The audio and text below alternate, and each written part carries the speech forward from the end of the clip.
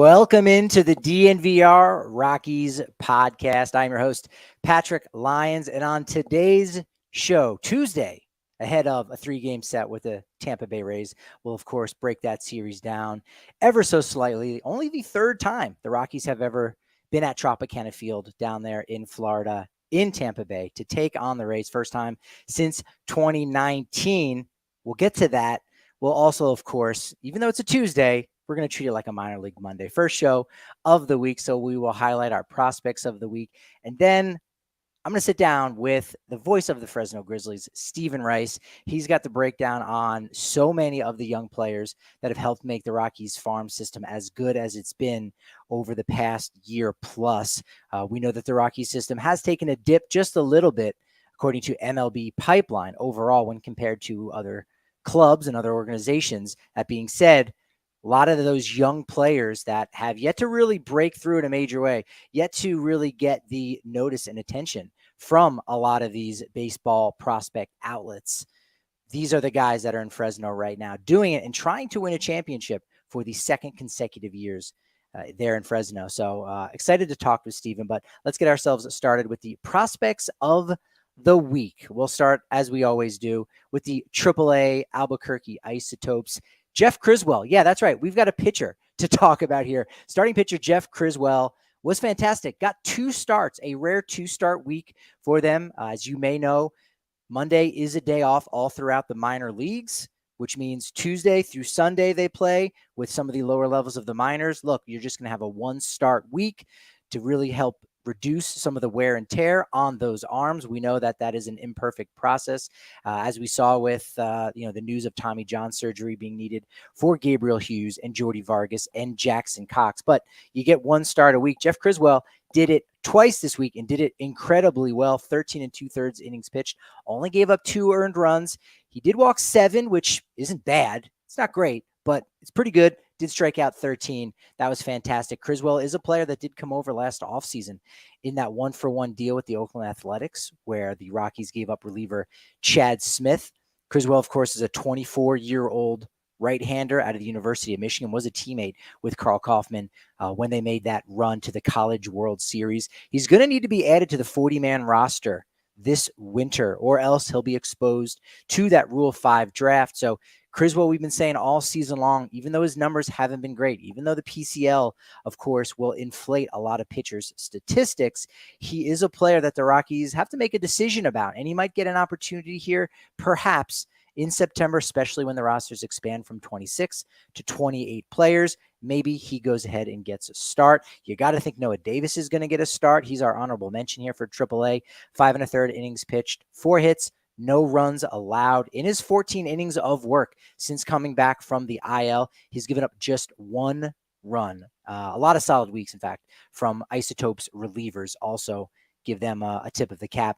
On the hitter side, Coco Montez, 2 home run week, hit .381. Hunter Goodman, 3 doubles, a homer, 9 RBI, 2 walks, 9 strikeouts, a little bit higher than you would like to see, but he's hitting for power. And he is a guy that it seems like a foregone conclusion. He's earned himself a spot, an opportunity to see some big league pitching here before the season is out. So expect him to get called up in September. Sean Bouchard, we know, just came back from the IL, still doing wonderful things. Hit .389 for the week last week, 5 walks to 4 strikeouts. So he's getting on base. He's putting the ball in play. That's his calling card right now. Did steal 2 bases as well. Good week for a lot of guys for the Isotopes on the offensive side. In AA, our prospect of the week is Sterling Thompson. Now, I didn't say third baseman Sterling Thompson. That's because he's mostly been at second base since his promotion to AA Hartford. This week, he hit .423, 4 homers, 7 RBI, 2 stolen bases. Thompson is a player from that, much vaunted 2022 draft class that we I kind of touch on a little bit here with my conversation with Stephen Rice. And Thompson could be a player that could be up as early as next season, especially with so many of these guys in the minor leagues. For all teams, all 30 teams are promoting players quicker and quicker to the next step, the next stage, and then up into the majors. Sterling Thompson could be one of those guys that becomes a factor for the Rockies as soon as next year. Honorable mention to Vladimir Restituyo, 529, hit over 500 for the week. Not bad. Also added 2 doubles, 3 home runs, 6 RBI. And you like that Drew Romo at the plate in 4 games did hit over 300. Honorable mention on the pitcher side to Tanner Gordon. He was one of the players that came over in that Pierce Johnson deal with Atlanta. 7-inning complete game shutout. Hey, when they play doubleheaders in the minor leagues, they only go 7 innings. But hey, can't take that away from complete game shutout. 7 innings pitched, only walked 2, struck out 8. And out of the bullpen, the GOATs had a good week from Alec Barger, another one of those trade chips, and Blake Goldsberry, who was a minor league, or rather a draft-eligible free agent that they signed in 2020 out of the University of Kansas. He is a player that's been sneaky good throughout each and every stop of the minor leagues. In high A, we'll just touch on this because we get into it a lot more with Stephen Rice. It's shortstop Ryan Ritter once again. Now, Spokane did have their weekend completely bagged because of poor air quality due to fires in eastern Washington in and around that Spokane area. So we hope everybody is okay there. So a short week for them, but Ritter still was able to hit 500, 7 for 14 on the week, had a double, 2 more homers, 5 RBI, 5 walks to 4 strikeouts, putting the ball in play, taking his walks. Also stole 2 bases. Juan Guerrero, another player from that Fresno Grizzlies team last year that won the California League that really got overlooked. He had himself a really good week with 5 RBI, batted .444. On the pitching side, Anderson Pilar, who did get an honorable mention recently, 6 innings pitched, struck out 7. Victor Juarez did a nice job in 6 innings pitched, did not give up 2 runs, struck out 9, and really good starts for the 2 Masons, Green and Albright. After recording this with Stephen Rice, he did say Mason Albright's 1 start in Fresno was very, very good. He's got a lot more insight coming up here in just a second. And then finally in low A for Stevens Fresno Grizzlies, center fielder / shortstop / center fielder. Seriously, folks, Cole Carigg, get used to that name. The Rockies' 3rd pick in the 2023 MLB draft, already doing big things in pro ball, hit 522. Steven's going to talk a little bit more about some of the interesting records that Cole Carigg has set. Honorable mention for Skylar Messenger. Nice week for Bryant Betancourt, as well as Jesus Bugarin. We talk about all of those guys, as well as the honorable mention pitchers for Michael Persecki. 5 more scoreless innings for him, 7 strikeouts, 1 walk. And lefty reliever Carson Skipper, 4 scoreless innings for him in 3 games. Really good season so far for the 11th round pick last year out of the University of Auburn, and a really good time up there in Breckenridge, especially if you need to cool down from the hot temperatures here on the Front Range. Go up to Breckenridge, check out the Breckenridge Distillery, and get some of that official bourbon of the Denver Broncos. You know, it's widely known for their blended bourbon whiskey, a high rye mash, American-style whiskey. Hashtag is Après Anywhere. Getting a little French there. It's fancy. It's nice. It's delicious. It's the world's highest distillery, literally and figuratively. They've won so many awards. I'm not going to run down the entire list. Trust me, 3-time Icons of Whiskey winner, 9-time winner of Best American Blended winner at the World Whiskey Awards. So many more than that. They got award-winning spirits. They offer an immersive guest experience. Named one of the country's top visitor attractions by Whiskey Magazine. And guests can dine in their award-winning restaurant, enjoy show-stopping cocktails. It's fantastic. And you can actually get Breckenridge Distillery in your own home. It's available in all 50 states. Shop your local retailer or simply visit BreckenridgeDistillery.com for home delivery of award-winning Breckenridge spirits. If you need to turn $1 into $200, well, check out Bet365 because you can do that. You get the $200 of bonus bets when you join Bet365. You download the app, deposit $10, and claim your $200 in bonus bets as soon as you place a bet for $1. Download the Bet365 app and use code DNVR365 when you sign up. Now, Bet365 has pioneered live in-game betting. They've got so many live stream events each and every year. And maybe most importantly, they're a proud partner of the Colorado Rockies. They do a cool thing where they've got the baseball early payout offer where you don't have to wait and hold your breath to see if the closer or the 7th or 8th inning reliever will blow a lead. No, no, no. If your team is up by 5 runs or more, the Bet365 baseball early payout offer says you win. You're marked as a winner. All you got to do is download the app and use code DNVR365 when you sign up. Must be 21 or older and physically located in Colorado. Please gamble responsibly. If you or someone you know has a gambling problem and wants help, call or text 1-800-GAMBLER. Here's Steven and my conversation talking all things Fresno Grizzlies right now in 2023. We have got ourselves the voice of the Fresno Grizzlies, our good friend, Steven Rice. Steven, how's it going, man? Hey, thanks for having me on. I'm doing great, man. We're just enjoying another great season of Grizzlies baseball, Rockies baseball included. And I heard that, the temperatures are like in the high 60s all around the California League, right? Like that's how it goes Oh in the yeah, summer, no? it's perfect right now. I mean, it's one of those weathers you can wear a big jacket and I have to wear a hoodie sometimes. Yeah, it's been wonderful. No, it's been as hot as the Grizzlies have been this year. Let me tell you that. I like that because that's pretty much a great place to start with. Looking to go back to back here in the California League, looking for somebody else, the second place team, to sneak in. Someone's going to get a gift because you guys are going to go wire to wire here. It looks like. Yeah, I mean it's been very tough. Modesto's been playing us tough all year, and for us, I think it's nice knowing that we didn't win the first half because it allows us to be a little bit more confident going into the postseason, knowing that we had our backs against the wall from the very beginning. And it's been fun to see the team enjoy every second of this whole long season that we have. It seems like this year's group is different than last year because last year you pretty much had a core all throughout the season, other than Warming Bernabel going up to High A Spokane. It's kind of been a lot of shuffling, it seems like, all throughout the roster. Certainly not a bad thing, but it's nice that you guys have been able to mix and match a little bit and still have success despite, some of the new faces. Yeah, you're not wrong about that. Last year and the year before, we had a lot of the top 30 prospects for the Rockies. And I think the big thing that the Rockies wanted to do was keep that core group of players together. This year, we don't have as many prospects, but that's not a bad thing. It's, a bunch of guys that, signed through free agency, a lot of international prospects, and we have a couple of our prospects as well. But this group, we have been able to mix and match a bunch of different pieces that just work well together. I mean, it's funny because even though we've had so many roster moves and so many changes, this team has looked like a true team than we've ever seen in Grizzlies history. And I think the success has been showing over the past couple of weeks.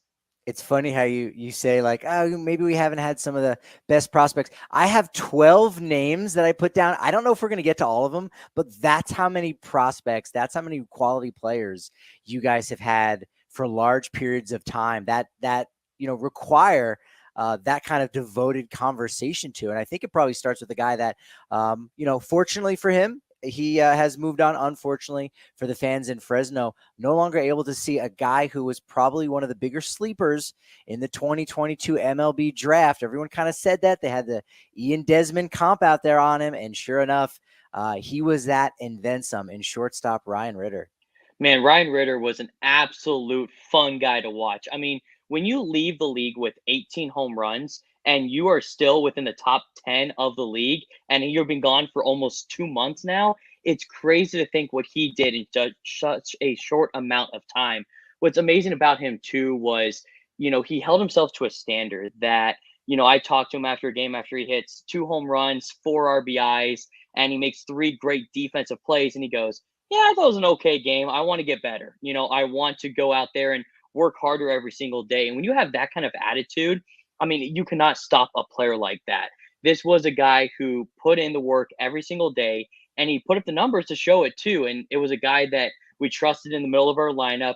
He was a key piece in the middle infield for us as well too. And we're happy that he's moved on to bigger and better things. But at the same time too, of course, I'm selfish. I want to keep all these guys for myself. Did he have a slow start? I want to say, like, there are some guys where they start the season and you go, who cares? That's just April. I want to feel like that was the case with him a little bit. And then after that, it was just lights out and he just went Yeah, to the moon. Yeah, he went like 1 for 27, I think, or something to start the season. And, we sat there and we're kind of like, okay, is this all we're going to see from him kind of thing? And, everyone was kind of like, no, he's just trying to get going again. And then when he did get going, we're like, okay, this is the Ryan Ritter we all expected. I mean, this year, it's so funny to talk about it, but, they have like the California League Awards at the end of the year. And I'm like, if Ritter's not among the discussion for MVP, despite only being there for part of the season, I wouldn't be surprised if he actually wins it by the end of the year.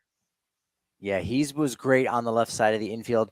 And so was kind of on the other end of the spectrum, a player who was a 19th round pick, which is still good. Look, to get drafted at any point in the MLB draft's history is great. But now with there only being 20 rounds, 19 is definitely towards the end. He's a player with Colorado pedigree coming out of Niwot High School. Kind of an afterthought. And I feel like he had to kind of battle his way to get some attention. And sure enough, he's probably the best player on the roster right now, statistically, with Ritter gone. And that, of course, is third baseman Skylar Messenger.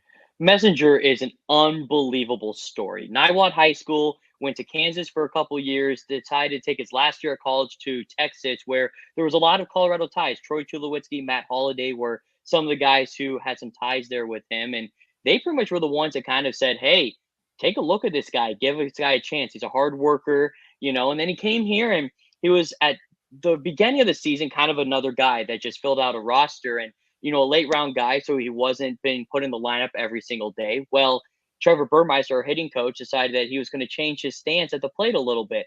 And all of a sudden, Skylar Messenger started to send a message to the rest of the California League about what he was capable of doing. This guy is not only an amazing ball player, but probably one of the hardest workers I've ever seen come through Fresno. We've been here for 25 years now. And when you see a guy like Messenger go into the ballpark a little bit early, get some hacks in the cages, put the weights in the weight room. This is a guy that is working hard every single day to make sure he gets better. This is not a guy that's going to go out and party. This is a guy that's going to go home, look at the video, look at his swing.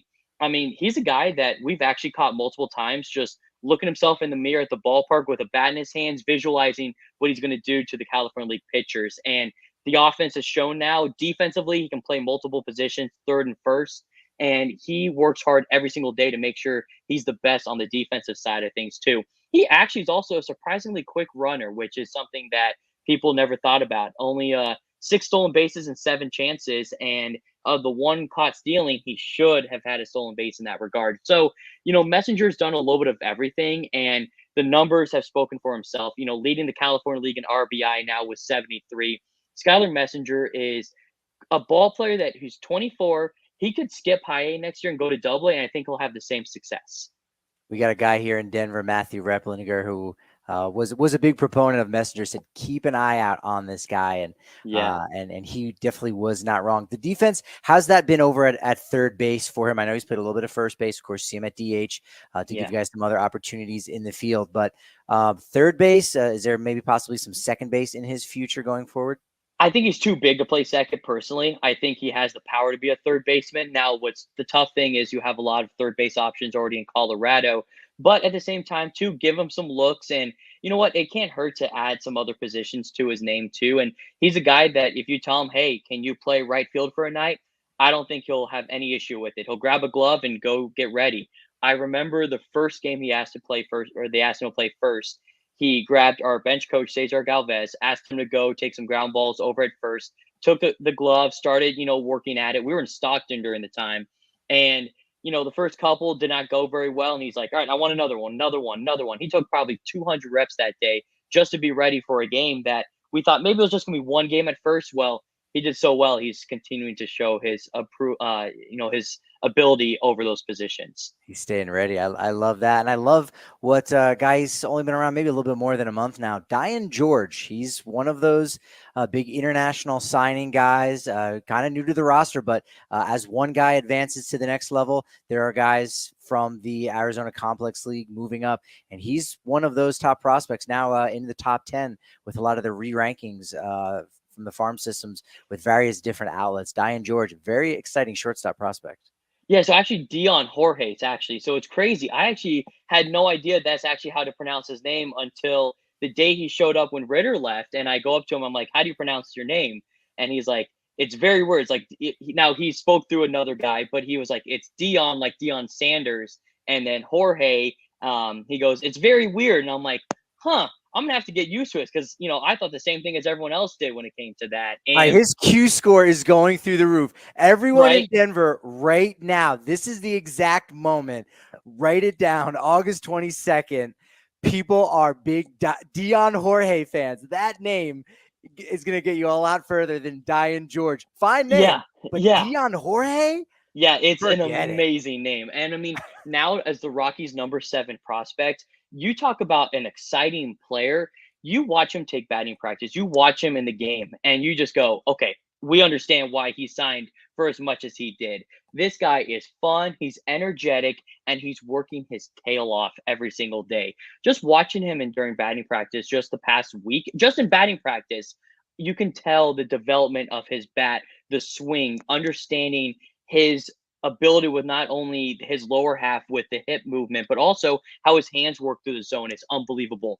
Fielding wise, this guy has made a couple little mistakes here and there, but you can tell he is so smooth with the glove. The backhand, he makes it look so easy. He's a vacuum over at shortstop, a couple games at second base as well. And he's only going to build into his body a little bit more, 20 years old. So he is a guy to watch for the future. And he's competitive. We've done a lot of competitions within the team, and I think he's had fun trying to compete with everybody else too. And I hope that we maybe get him for half a season next year. I hope. But again, this is a guy that's going to show a lot of Rockies fans that the Rockies did a great job signing this international prospect. Does Dion wear number 21? No, he's actually number 4. So Okay. Not yet. yes, Maybe not down the yet. line he'll be Now 21. down the line, be ready for that one. And what's the fun thing about it too is he's a guy too who's trying to learn how to speak his English more and more too. A lot of the things that the Rockies have done with their international players is asking and allowing them to learn how to speak English. And just this past week, Jorge has actually been trying to speak English to not only me but to a lot of other people. And knowing that he's willing to take those steps to become a better teammate is unbelievable to watch.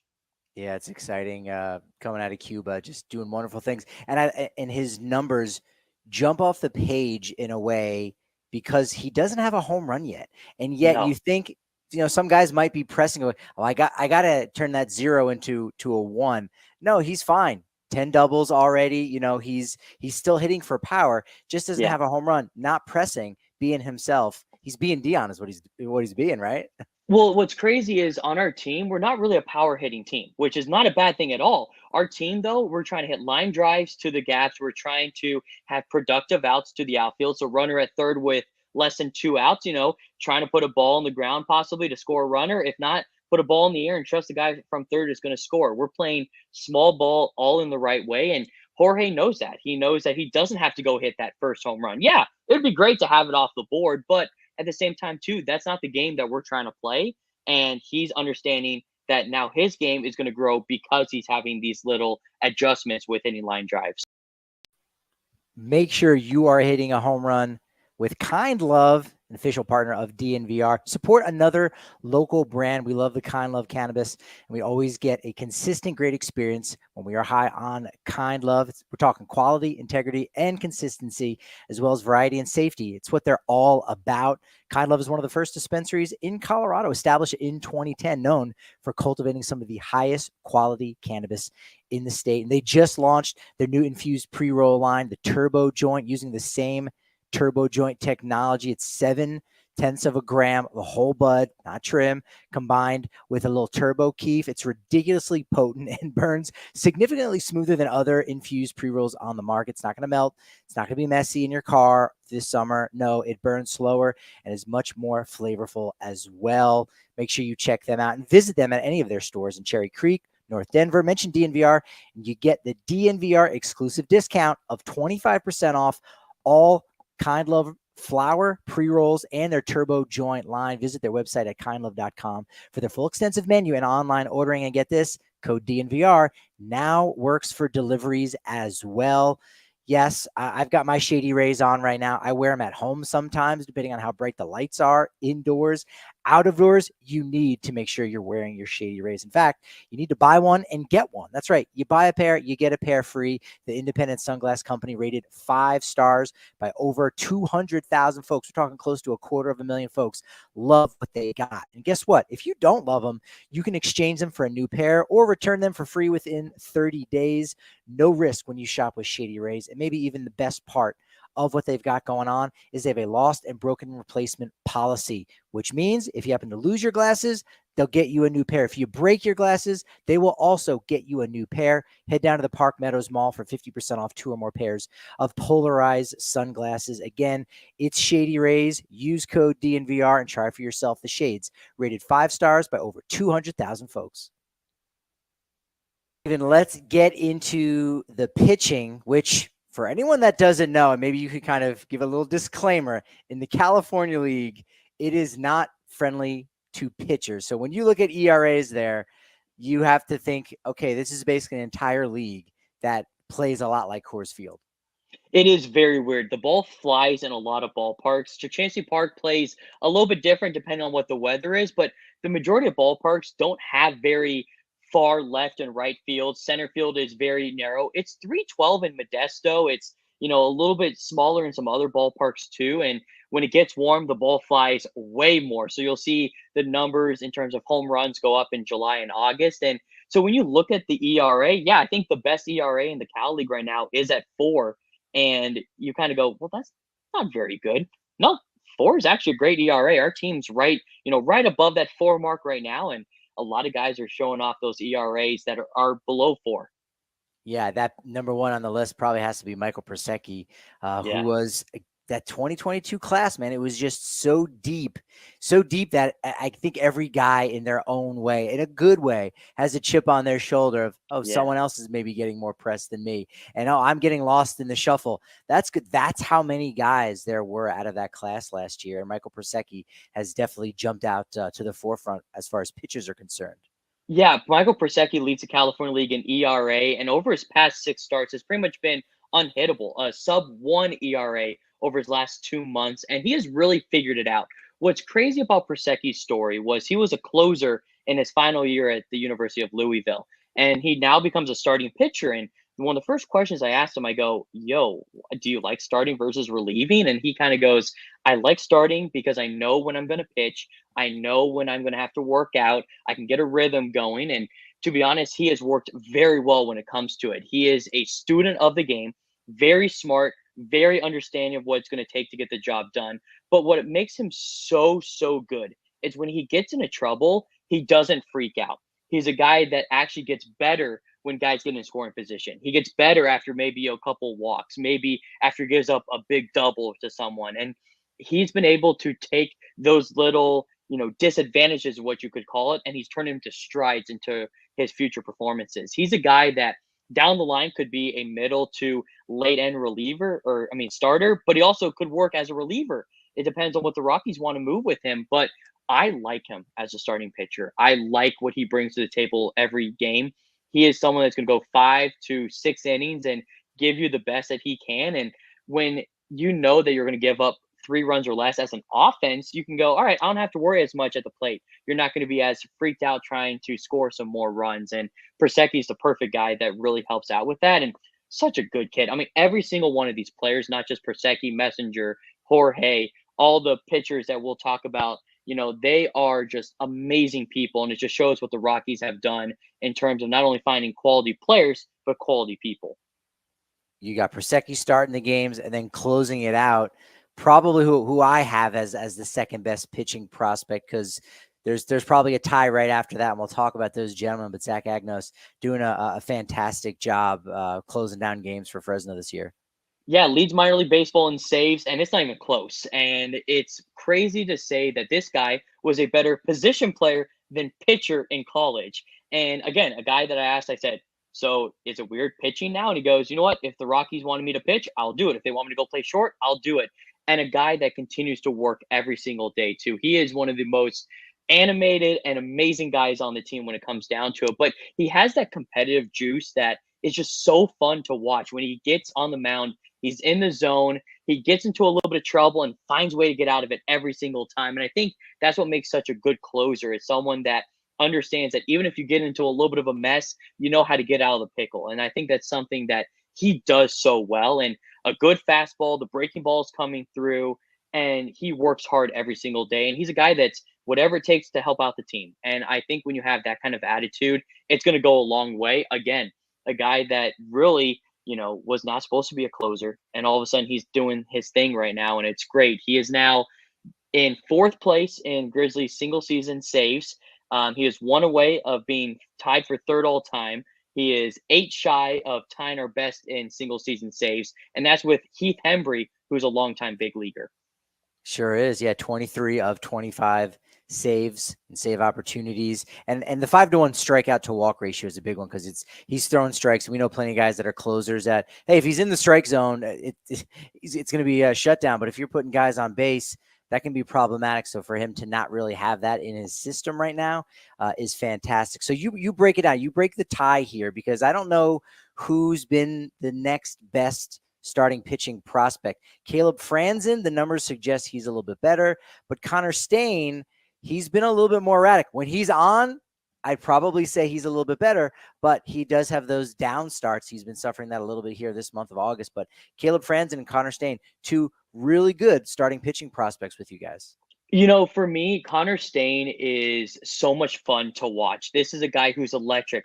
All of his stuff has so much movement. You talk to all the catchers, and he's the toughest guy to catch because the amount of movement he has on his pitches. If he hones it in, you can't stop Connor Stain. And for him, it's all mental. You talk to him, and he's a guy that wants to get better every single day. He's a competitor. He's going to work his tail off every single day. But he's also a guy that, if things don't go well, sometimes he'll get in his head a little bit. And so if he can keep the mentality just fine, this guy is pretty unstoppable.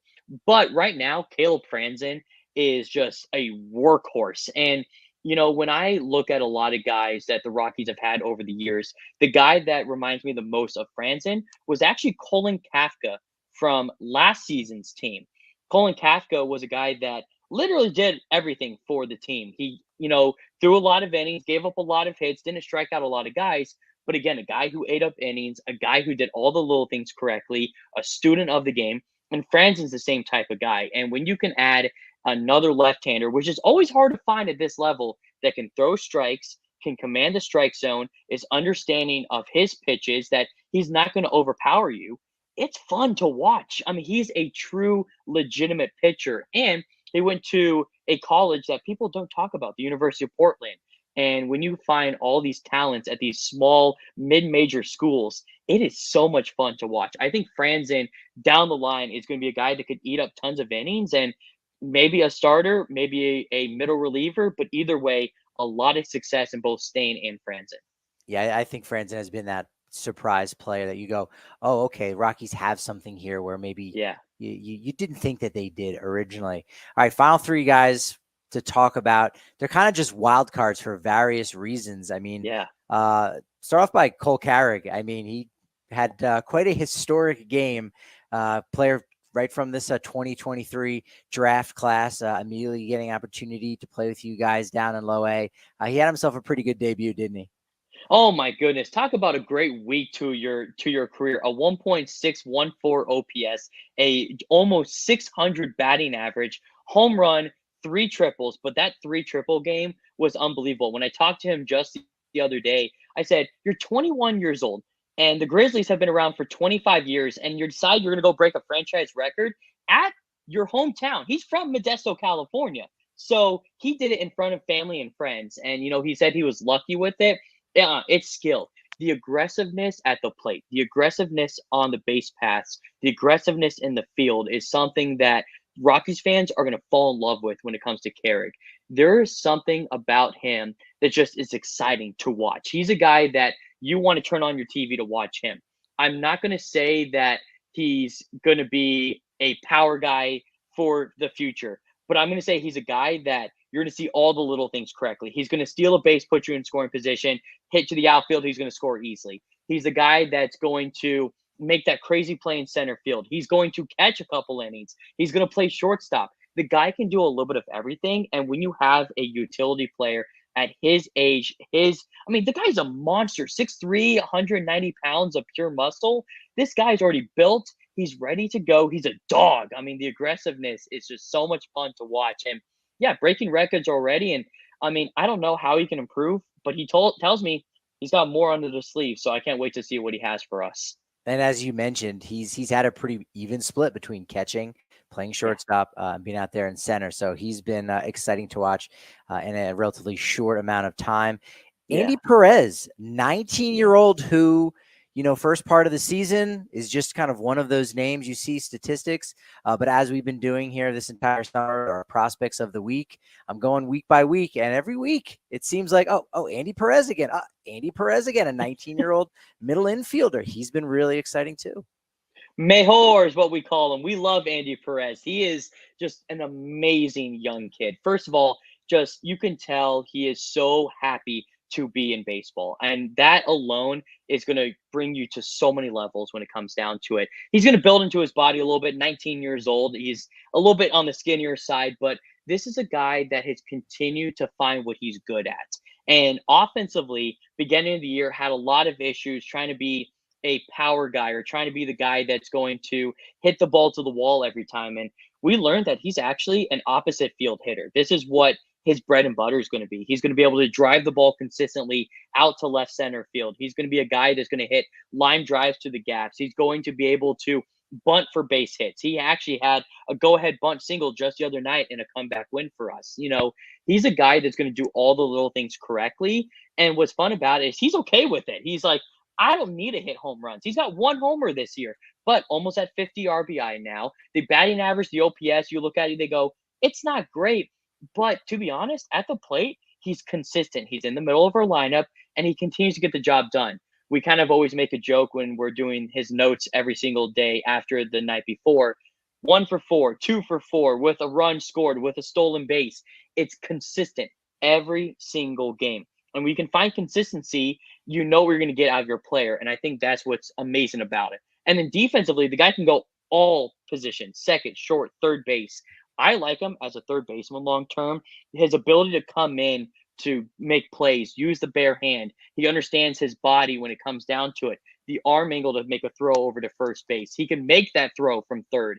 The backhand is really nice. But one thing that they've worked on really well is going kind of towards shortstop and using his body then to work towards first base. And our bench coach, Cesar Galvez, who was an infielder when he played back with the Rockies, he's worked very well in understanding how to work your body. And Perez has done a great job with it too. Speed is there as well too. He's going to be a better base runner down the line. And again, 19 years old and, just an amazing story in Andy Perez. Yeah, I think we're going to see him in the top 30 next year, maybe even this 100%. offseason. Some of the different outlets may go ahead and slide him. All right, we talked about 9 guys. You're going to break another tie here. We'll talk about 11 here. We'll get in all 11 here. Okay. But who is going to have the bigger breakout year in 2024? Who's the name we're going to be talking more about? Jesus Bugarin?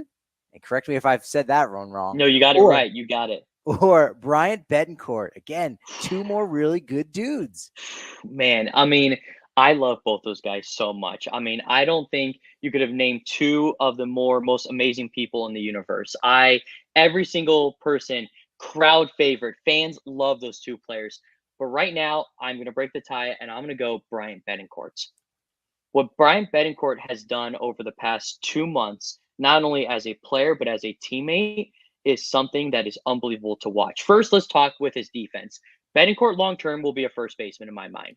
I have watched him blossom as a first baseman, understanding how to work his body, being able to field balls at the beginning of the year. We're going past him for singles, not air-related hits, but balls that were, it would be a single off the bat. Now he's diving for them and making great plays. I think that long-term his body is going to match a first baseman. I know he loves to catch too, but I like him over at first. When he's over there, I trust his picking ability. I trust his understanding of, when certain plays need to happen.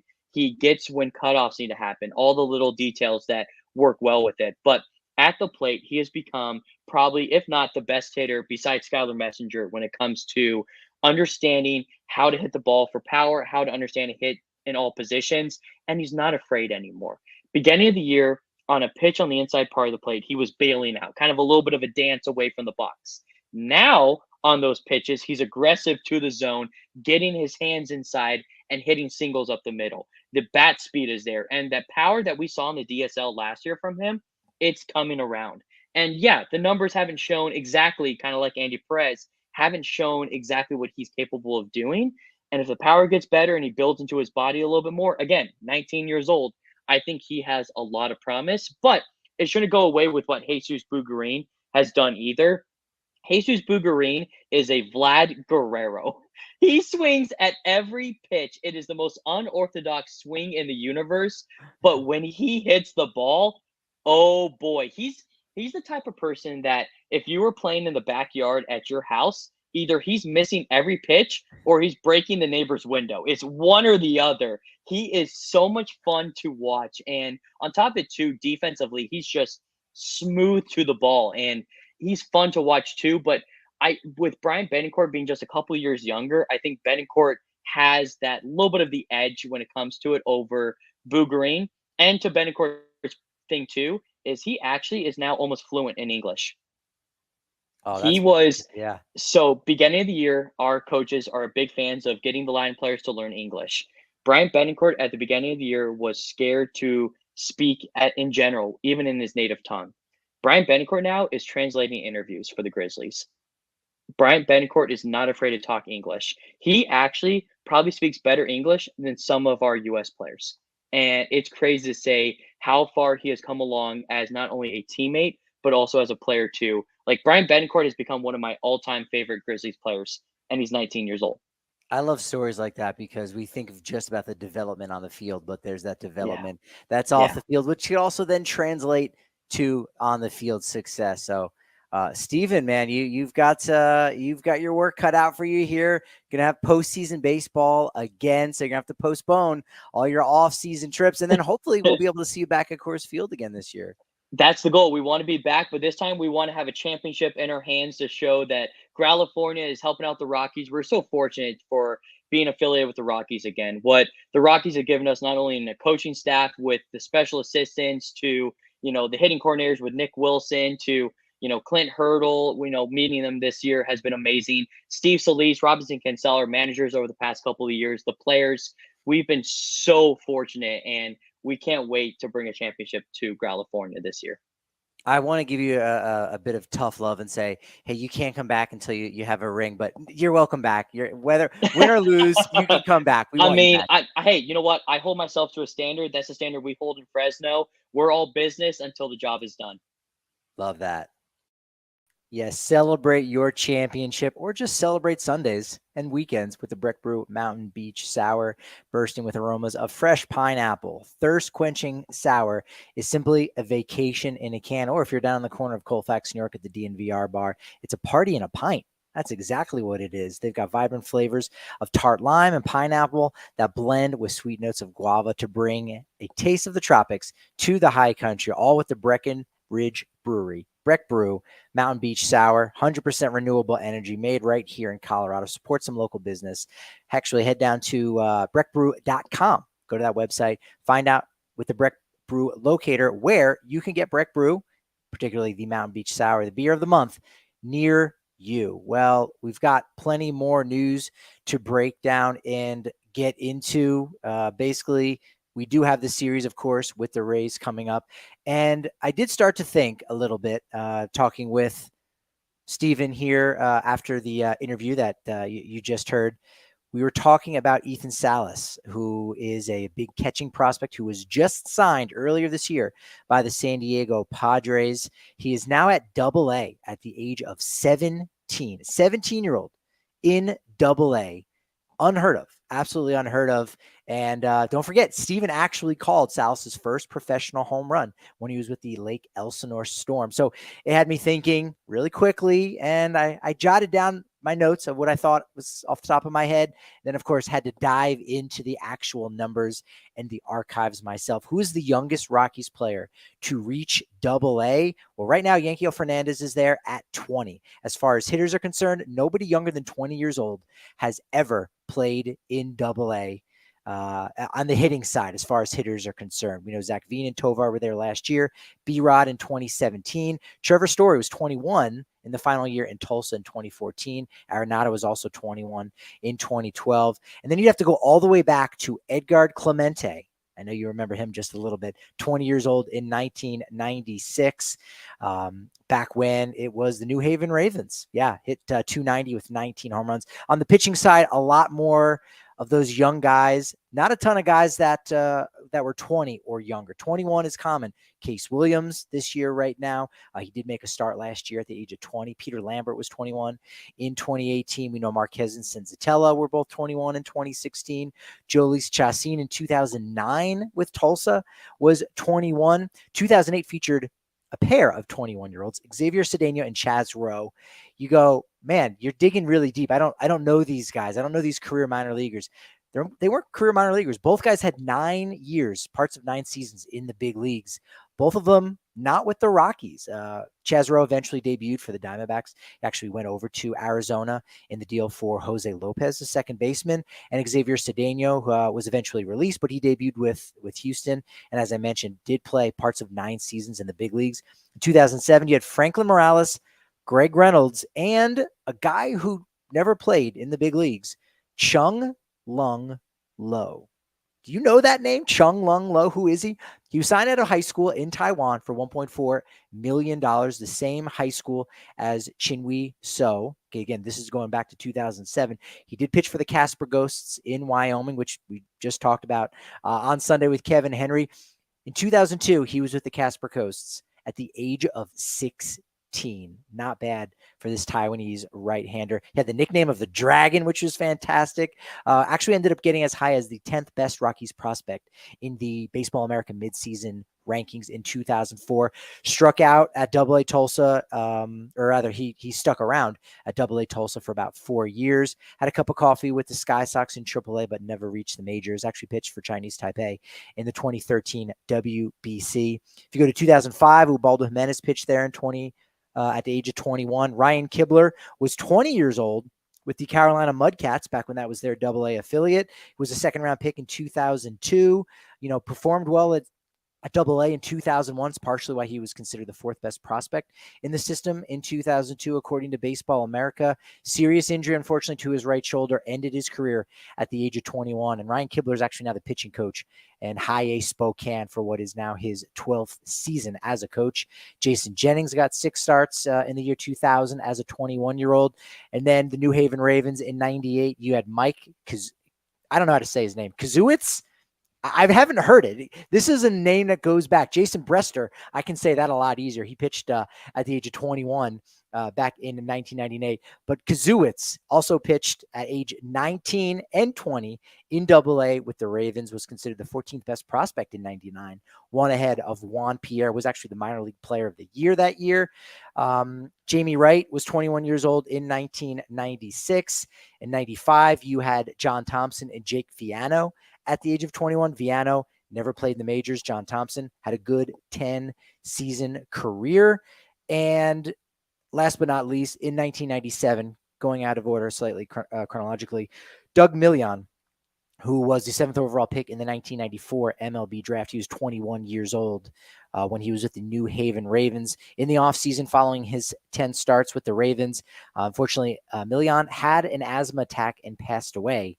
That's why each year since, the Rockies hand out the Doug Million Award to the Minor League Player of the Year. So kind of a sad note to end on there just a little bit, but we're hoping things can pick up, at least for the Rockies, while they are away on the road. They went 3-3 on this homestand. As I said, if they can stay at around 500, in fact, if they stay exactly at 500, all they have to do is win 5 games on the road. That being said, they got 3 against the Rays coming up, and they've got 3 against the Baltimore Orioles, 2 of the powerhouses from the American League East. So that could be very challenging for them to get at least 1. Could they go 0-6 on this road trip? That might be hard to do for just about any team on the road. They've only done that, I think, maybe 7 times. They've gone 0-6. They had a one once they were 0-7 on the road, but they're hoping to avoid that. As I said at the start of the show, only the 3rd time that they are at Tropicana Field. First time since April of 2019. You remember that's where Daniel Murphy injured his finger, and it kind of, it sustained for a little bit before going downhill after that. 2004, the only other time Rockies and Rays met in Tampa Bay. Starters tonight on Tuesday, 4:40 p.m. start time here in Denver. Ty Block versus Zach Littell. You might recall him back when he was a reliever with the Giants the last 2 years. Of course, the Rays naturally have turned him into a really good starting pitcher. In his last 38 and a third innings pitched, 1 walk. Seriously, this guy's going to throw strikes, not a ton of strikeouts. So there's going to be a problem if we know about the Coors Field hangover. Look, we know about that. That being said, it's going to be a little problematic if the Rockies end up striking out 10 or more times, especially against a guy who does not command a lot of strikeouts. He fills up that strike zone really well. You do have Elias Diaz with a home run against him. Jurickson Profar has really good numbers, hitting over 300 against Zach Littell in 10 at-bats. It's why you're going to see Profar in the lineup on a Tuesday as the DH. That's going to push Charlie Blackmon to right field. It's going to make Michael Toglia in right field, move him to first base, and Elihuris Montero will begin the game there on the bench. So Randy Arozarena, of course, the big guy to keep your eye out for in the Rays lineup. As far as the rest of the series goes, on Wednesday, another 4:40 game, Gomber versus Aaron Civili, the guy who came over from the Cleveland Guardians. Still surprised that the Guardians weren't able to get more for Civili, who's a front of the rotation starter. Rays are just making him that much better. And then, of course, we'll have a post-game show after Thursday's game. 11:10 a.m., breakfast in baseball, Peter Lambert versus, to be determined, my guess it could be Tyler Glasnow. Could be the face of Oppenheimer. He has the same face as the guy from Oppenheimer, Cillian Murphy, of course. But Rockies doing it 3 games in Tampa, hoping to avoid an 0-6 road trip. We got Justin Michael on the show on Wednesday, Adam Mares on the show on Thursday. Of course, Susie's going to be calling in. Looking forward to all her great insight coming from Tampa Bay. Getting down there in the clubhouse, seeing what's going on, finding out, hey, can they maybe stave off this hangover as the Rockies go from altitude to sea level and play the first place Tampa Bay Rays. Follow us on Twitter at DNVR_Rockies, at Patrick D. Lyons is where I can be found on Twitter. Very momentous show. Thanks to Stephen Rice for jumping in, getting us all hyped up. Starting the hype train for Cole Carigg and Dyan Jorge. Not Dyan Jorge, folks. Dyan Jorge. Love that. Very exciting. But unfortunately, that kind of momentum, it's really only as good as your next show. So you know it's going to be a banger. Join us tomorrow on the DNVR Sports Channel right here live on YouTube.